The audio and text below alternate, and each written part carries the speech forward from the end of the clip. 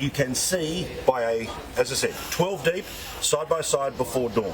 The people want to be here. They have queued for days. The preparations are obvious. The security is watertight. But what are you thinking on the morning of the funeral of Queen Elizabeth? I'm feeling quite emotional, actually. I was at the Palace of Westminster last night while the Queen was still lying in state. It was the first time that I'd been there to pay my own personal respects. I found it very emotional. I'm a hardened hack, Paul, as you know, but even this hardened hack found it very emotional seeing her coffin there last night. And then this morning, I mean, we all got up very early here in the UK. The sun's just dawning here.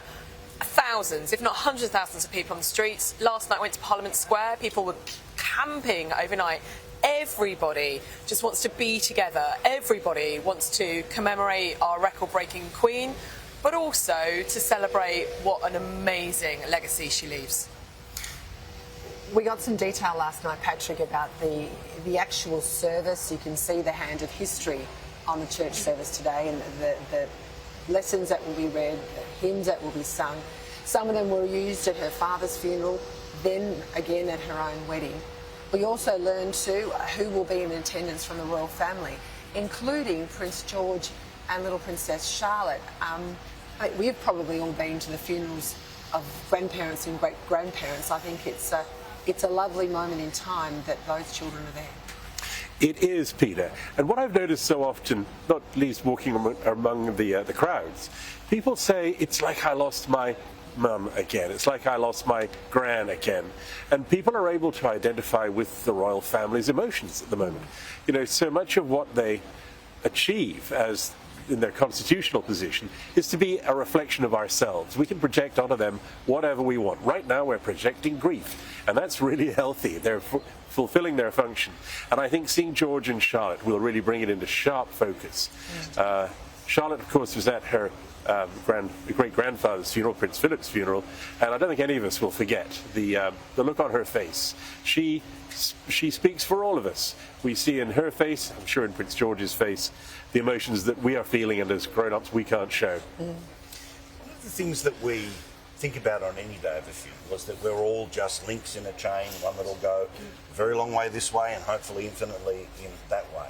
And as Peter just mentioned, the connections back to her own wedding, her father's funeral and her husband's funeral as well today is what we're going to see.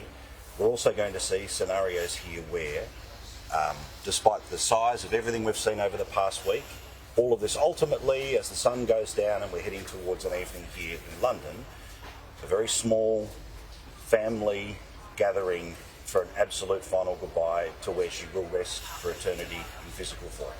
Well, absolutely, Paul. And the thing is, this is a private family who are having to grieve so publicly on what a public stage. Billions are expected to tune in around the world to watch the Queen's funeral. And ultimately, after the pomp and pageantry, the naval gun carriage that was used for Queen Victoria's funeral, those echoes, as Peter said, of the Queen's wedding, her father's funeral, George and Charlotte, I think, have to be there. The succession, they are the future. It's going to be, I think Catherine, the new Princess of Wales, and William, the Prince of Wales, will find it very hard, actually, for their two children to be walking in the procession at the moment. George and Charlotte are behind William and Catherine.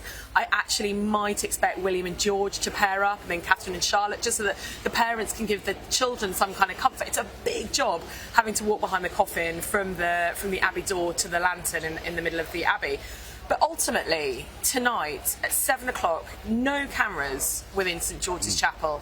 It will be a personal, private family burial. That pendulum that has swung between public and private so much during this past week will finally stop on the private when children, grandchildren and potentially great-grandchildren say goodbye to a much-loved family member.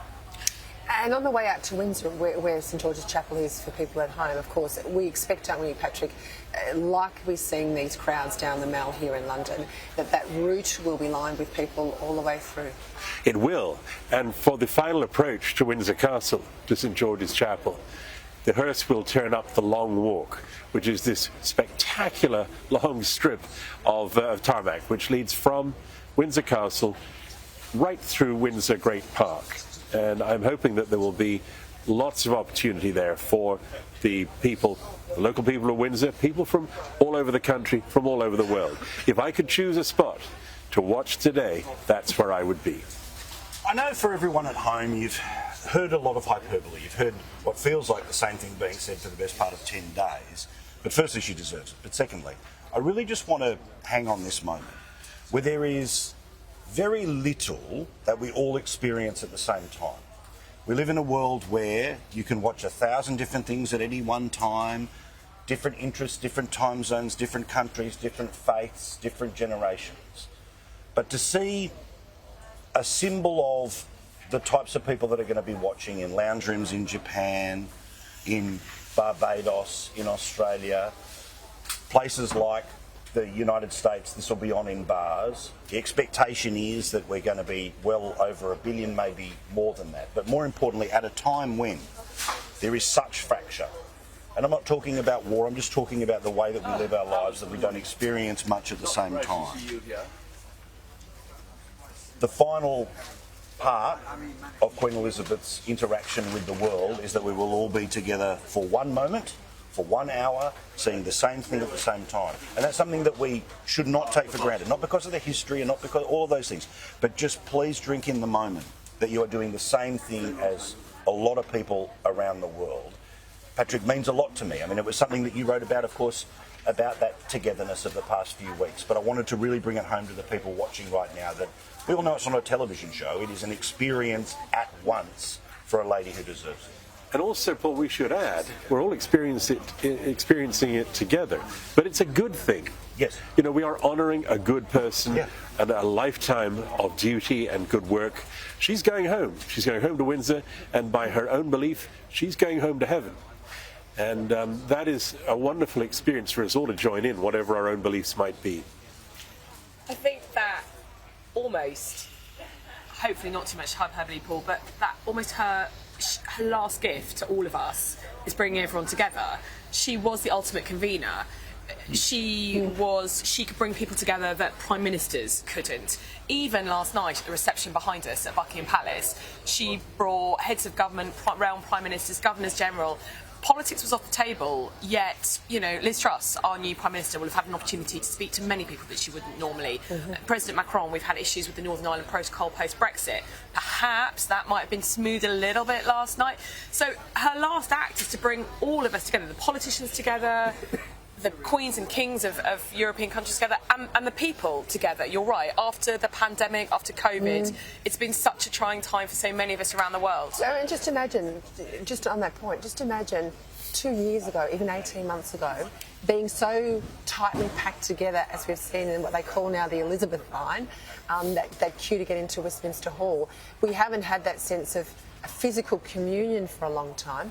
And of course, dying in Balmoral as she did, this point of bringing a very fractious United Kingdom together, it's been an extraordinary 10 days for someone. You can feel her hand on history, can't you? Absolutely. And I think many of us really feel that. And even if you're not a monarchist, I mean, you know, the people who come to Buckingham Palace obviously are, we would say, sort of die-hard monarchists, but bringing everyone, people have queued in the queue for different reasons, coming together, making new friends, wanting to be part of something. I don't think we've had that. And to have that kind of almost adrenaline shot after lockdown, where we were separated from so many people, it's been really important. All right, thank you very much, Guy.